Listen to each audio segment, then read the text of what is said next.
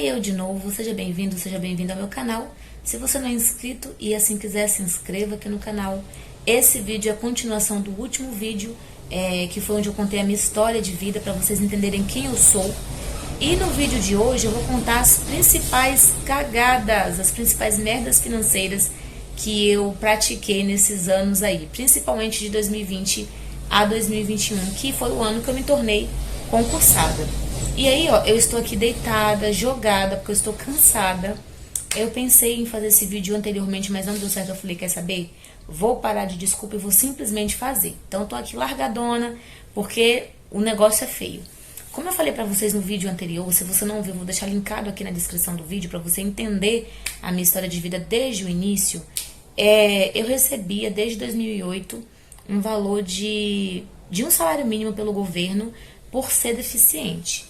Mesmo assim, eu continuei estudando para poder conseguir melhorar esse meu salário. No caso, desistir do dinheiro para depois, então, conseguir um emprego. Foi assim que eu fiz. Fiz faculdade, terminei a faculdade, fiquei um ano desempregada, mas depois consegui me efetivar em uma prefeitura aqui do estado. E aí, quando eu me efetivei, em fevereiro do ano de 2020, um pouquinho antes da pandemia, eu desisti, eu abri mão do meu benefício do INSS. E eu fiz isso muito feliz, porque eu não era contente recebendo apenas um salário mínimo por ser deficiente. Eu aproveitei a oportunidade para poder pagar meu aluguel, me sustentar enquanto eu estudava na faculdade, mas não era isso que eu queria para sempre. Então, desisti do dinheiro. Inclusive, eu quero falar uma coisa muito engraçada para vocês.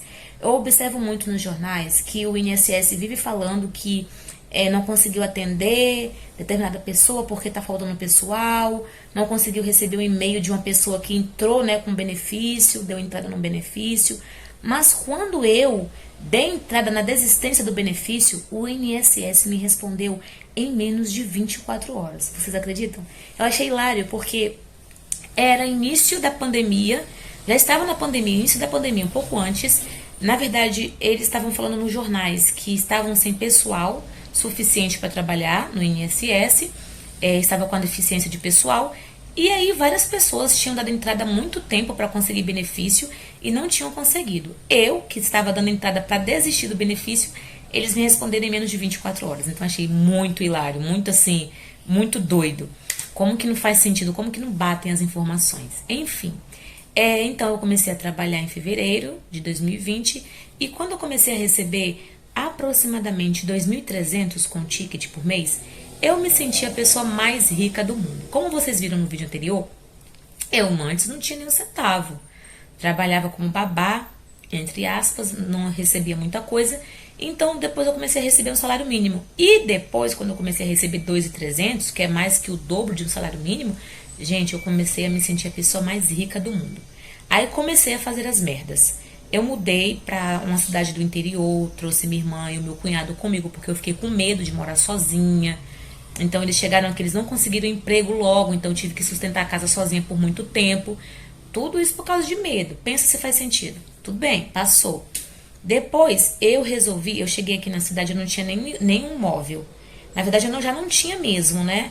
E aí eu cheguei aqui, eu dei na cabeça que eu queria comprar móveis. Depois eu vou até mostrar pra vocês em um outro vídeo aqui. Eu comprei sofá, cama, que é essa aqui onde eu estou deitada agora. Eu comprei um painel para televisão, comprei uma televisão, comprei uma escrivania e comprei uma cadeira para sentar, né, frente à escrivania. E aí, eu parcelei isso aí. Eu lembro que na época eu dei um total de 5.000 reais. Eu tinha um cartão de crédito, então eu parcelei no cartão de crédito em 10 vezes de 500 reais aproximadamente. Então aí, na minha opinião, agora olhando pra trás, já começou a merda.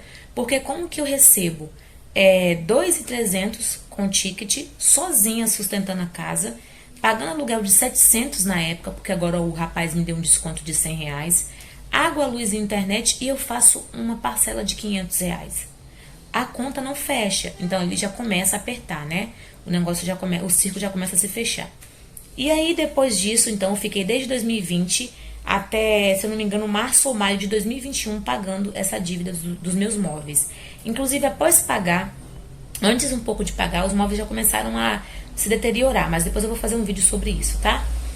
E aí eu continuei. Outra coisa que eu fui fazendo, eu fazia compras pelo cartão de crédito. Então, eu ia no supermercado, eu não ia com valor estipulado, eu simplesmente ia. E aí eu ia sem uma lista de compras, eu ia lá, fazia as compras, dava mais de R$ 1.000. Eu, minha irmã e meu cunhado, daí nós comíamos assim, desenfreadamente, sem pensar. Acabava alguma coisa, eu ia de novo com o cartão de crédito. Então, assim, comecei a entrar na bola de neve do cartão de crédito. E aí não parou por aí não. Era lanche, se a gente quisesse comer algum lanche final de semana, era uma saída para algum lugar e por aí vai. E aí depois disso, eu também entrei, né, como consultora Mary Kay. Eu sou consultora Mary Kay, como vocês sabem, e no início eu fiquei muito empolgada. Todo mês eu fazia pedido, mas eu vou fazer depois um vídeo separado sobre isso aí especificamente. Eu fazia pedido todo mês, mesmo não tendo pedido, eu fazia confiando que depois eu venderia. Acabava que chegava no final do mês eu não vendia tudo que eu comprei, então eu tinha que pegar do meu salário para poder pagar o valor. Então assim, começou a virar uma bola de neve. Fora isso, teve a questão da minha avó. Em setembro de 2020, então, minha avó começa a ficar doente. E aí eu estava muito próxima a ela, que nós moramos muito próximas no mesmo bairro. É uma pessoa que eu amo muito, fácil, faria tudo por ela. Faria tudo e mais um pouco, como eu fiz, até o que eu não pude. Então eu fui pagando tudo. Remédio, ida ao hospital, porque era época de pandemia. A prefeitura só disponibilizava o ônibus. Então ela, na situação dela, que é deficiente, ela puxa da perna, ela tem a coluna quebrada para frente e puxa da perna. E estava doente, a gente não sabia ainda o que era. Então, quando precisava ir ao médico, na capital, Vitória, eu precisava pagar 230 de Uber, 250. Era eu que pagava, então eu passava o cartão, não tinha dinheiro, eu passava o cartão. Por quê? O que acontecia? Eu sofria 2 vezes. Minha avó ficava doente, eu precisava ir para o hospital. Eu tentava pedir a família, sempre com aquela desculpa de que não tem, de que as coisas estão difíceis. Eu vendo a minha avó na situação, não tinha nem tempo, gente, de ficar esperando alguém da família disponibilizar dinheiro. Doença não espera. É por isso que é importante termos a reserva de emergência, porque as emergências realmente surgem no decorrer do tempo. E essa daí foi uma grande emergência, a doença. Então, como falavam que não tinham, eu ficava estressada, eu precisava resolver a situação que eu não poderia deixar minha avó doente. Eu ia lá e passava o cartão. Chegava no final do mês, ninguém me ajudava a pagar. De novo, bola de neve do cartão. Aí já junta, parcela dos móveis, parcela da Mary Kay, da Natura e parcela dos valores que eu pagava para minha avó ir ao médico e também para comprar remédios para ela. Então, assim, bola de neve atrás de bola de neve, né? Problema atrás de problema. Tudo isso porque eu não pensava direito em como gastar. E um detalhe que eu vou contar para vocês no final, que é um hábito tão simples, mas que muda muito a nossa vida. E aí foi passando, setembro, foi final do ano, aí veio janeiro, fevereiro, minha avó fez cirurgia, mais gasto ainda, porque ela fez a cirurgia na capital, nós moramos no interior, eu tive que ficar acompanhando ela no hospital, eu e minha tia. Precisamos ficar em uma casa de aluguel, minha tia ajudou, mas assim, só eu e minha tia. Então, assim, muita dificuldade mesmo, por conta de falta de dinheiro, falta de organização, na verdade. Falta de reserva de emergência. Então, assim, foi nesse contexto aí que eu fui só me entrando cada vez mais em dívidas. E detalhe, eu não refletia, eu só ia fazendo, eu sabia que não estava numa situação boa financeiramente falando, continuei praticando coisas que não devia praticar, nesses erros aí. Então, o círculo só foi se fechando cada vez mais. E aí, somado a isso, tem a minha psicóloga que eu faço, mas não é o problema a minha psicóloga. A minha psicóloga que eu faço, meu pilates, eu poderia ir diminuindo, né, a quantidade mesmo de consultas, para ver se conseguia conciliar o meu salário. Então, começou a vir uma bola de neve. Eu percebi também que nesse tempo que minha avó ficou doente no hospital, isso assim eu consigo perceber, é muito bom, por isso que é bom a gente se conhecer, se autoconhecer. Eu tentava preencher aquela tristeza que eu sentia em ver minha avó doente, e eu não conseguindo fazer muita coisa por ela. A questão, né, o estresse de você pedir para um familiar, às vezes até para os próprios filhos mesmo, e sempre dar desculpa que não tem. Eu vou ser bem clara com isso mesmo, que é assim que acontece, não é só na minha família, é na maioria da família. Minha avó tem vários filhos, mas assim, a maioria que eu pedia não podia ajudar, falava que não podia, que estava numa situação difícil, que estava construindo, que estava isso, que estava aquilo, que estava devendo demais. E aí eu podia, né, fazer, enfim. E aí eu comecei a ficar muito mal, emocionalmente falando. Minha avó é uma das pessoas por quem eu tenho o maior apreço na vida. Minha avó, minha mãe e minha irmã, Então, eu via a minha avó nessa situação de doença, sofrendo. Eu tentava pedir ajuda para a família não ajudava no nível que deveria ajudar, como filhos.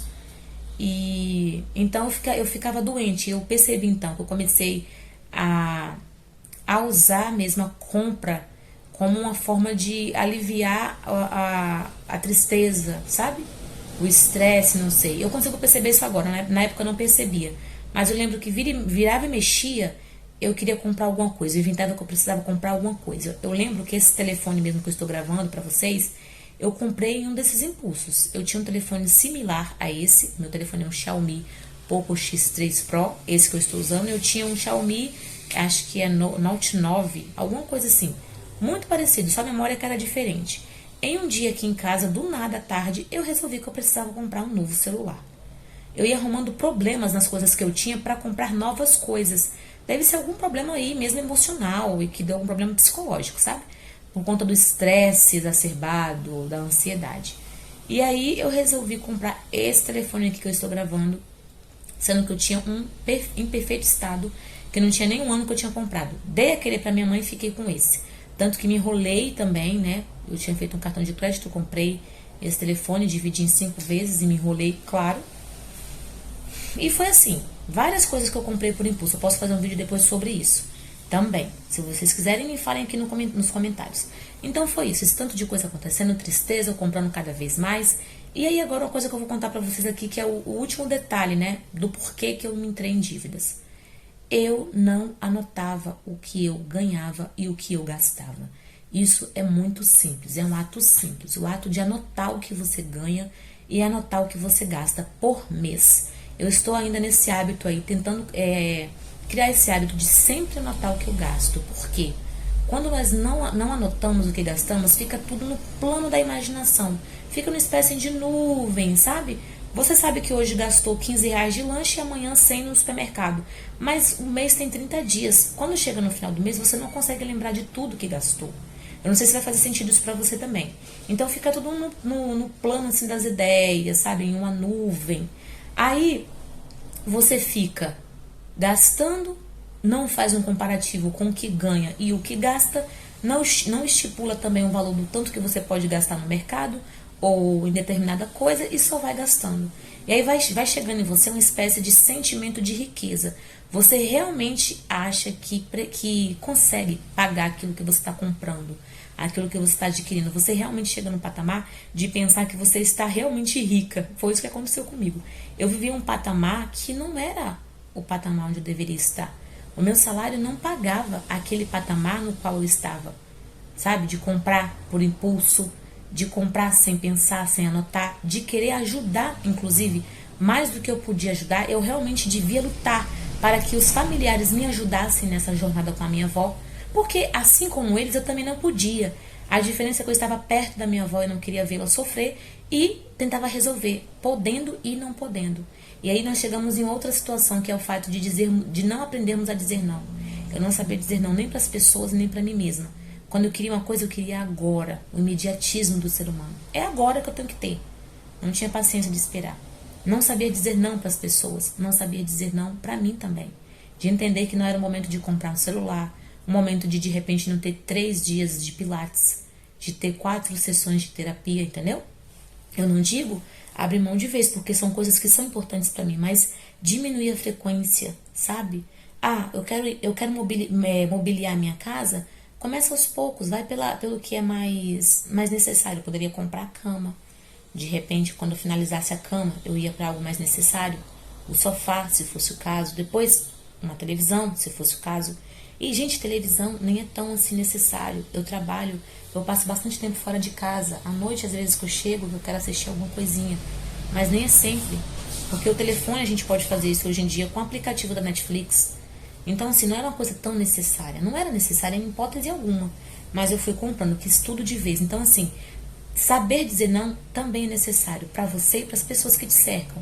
Sem contar também outra coisa que eu esqueci, que aí esse vídeo não vai ficar linear. Vai e volta, na verdade. Quando eu morava na República, na época da faculdade, eu era a pessoa que recebia o maior valor de salário. Era um salário mínimo, mas ainda era a maior quantidade. Porque os meus colegas que moravam comigo recebiam auxílio, ou recebia uma bolsa de estudo, que eram uns R$ 400. Então, muitas vezes eu tive que... Não é que eu tive que, eu fiz isso por não saber dizer não. Eu fazia feira pra mim, os meus colegas comiam também, porque era muito chato, sabe? Eu fazia uma feira, ver meu colega sem conseguir fazer, minha colega, eu não conseguia me alimentar e ver que eles não estavam se alimentando. Então, várias vezes eles também pegavam alimentação minha. Então, assim, durante a faculdade, acabou que eu também ajudei muito os meus colegas que moravam comigo, porque éramos todos pobres. E eu, por mais pobre que era a pessoa que tinha a maior quantidade de dinheiro na época. Então, assim, já começa ali, né? Então, eu acho que o que faltou em mim mesmo para eu chegar a esse ponto de dívida é a reflexão, é o autoconhecimento, é o saber dizer não, é o anotar o que ganha e o que gasta, e o saber dizer não no sentido de não vou ter isso agora, mas depois eu vou ter, com paciência, evitar o imediatismo, que é uma característica da nossa atualidade. Nós queremos tudo e queremos agora. Prova disso são as redes sociais. Nós estamos na rede social, tudo é instantâneo, o story que desaparece em 24 horas, rápido, dá uma curtida com 2 toquezinhos, tudo é muito rápido. O próprio vídeo no YouTube ou no Instagram Reels e por aí vai. Então, nós aprendemos agora a sermos imediatos, tem que ser tudo imediato, tudo para agora. Então, quando precisamos de algo que requer um pouco de tempo, nós não queremos esperar, como se fôssemos mesmo umas crianças mimadas. Então, assim, essas foram algumas das cagadas financeiras que eu fiz até hoje. Estou tentando agora, né, reverter essa situação, e vocês vão continuar vendo aqui nesse canal. No próximo vídeo eu vou contar pra vocês o quanto que eu devo e o que eu vou fazer para poder pagar essa dívida, tá bom? Então não perca o próximo vídeo, que vai ser o último vídeo dessa sequência, que eu contei a minha história, contei as principais cagadas financeiras, e depois eu vou contar quanto que eu devo, tá bom? Eu te espero no próximo vídeo, obrigada por me assistir e beijo!